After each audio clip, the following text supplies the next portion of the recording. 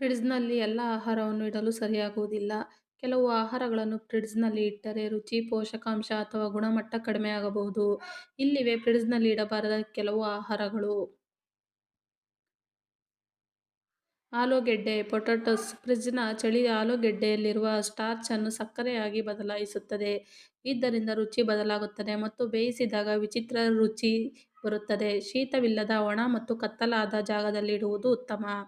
Tomato ಫ್ರಿಡ್ಜ್‌ನಲ್ಲಿ ಇಟ್ಟರೆ tomato ಮೃದುವಾಗುತ್ತದೆ ಮತ್ತು ರುಚಿ ಕಡಿಮೆಯಾಗುತ್ತದೆ. ಟೊಮೆಟೊಗಳನ್ನು ಕೊಠಡಿಯಲ್ಲಿ ತಾಪಮಾನದಲ್ಲಿ ಇಡುವುದು ಉತ್ತಮ. ಬಾಳೆಹಣ್ಣು ಫ್ರಿಡ್ಜ್‌ನಲ್ಲಿ ಇಟ್ಟರೆ ಬಾಳೆಹಣ್ಣಿನ ಚರ್ಮ ಕಪ್ಪಾಗುತ್ತದೆ.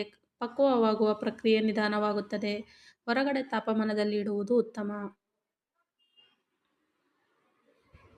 ಈರುಳ್ಳಿ ಫ್ರಿಡ್ಜ್‌ನ ತೇವಾಂಶದಿಂದ ಈರುಳ್ಳಿ ಮೃದುವಾಗಿ ಮತ್ತು ಹುಳು ಹಿಡಿಯಬಹುದು. ಒಣ ಮತ್ತು ಗಾಳಿ ಇರುವ ಜಾಗದಲ್ಲಿ ಇಡುವುದು ಉತ್ತಮ. ಜೇನು ಫ್ರಿಡ್ಜ್‌ನಲ್ಲಿ ಇಟ್ಟರೆ ಜೇನು ಕ್ರಿಸ್ಟಲ್ ಆಗಿ ಗಟ್ಟಿಯಾಗುತ್ತದೆ. ಕೊಠಡಿಯ ತಾಪಮಾನದಲ್ಲಿ ಇಡುವುದೇ ಉತ್ತಮ.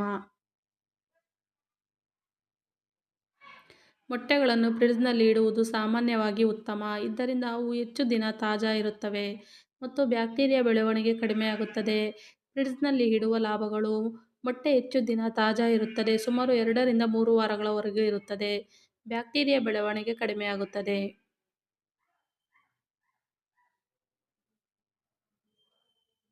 ಈ ವಿಡಿಯೋ ಇಷ್ಟ ಆಗಿದ್ದಲ್ಲಿ ಲೈಕ್, ಶೇರ್ ಮತ್ತು ಸಬ್ಸ್ಕ್ರೈಬ್ ಮಾಡಿ. Thank you for watching.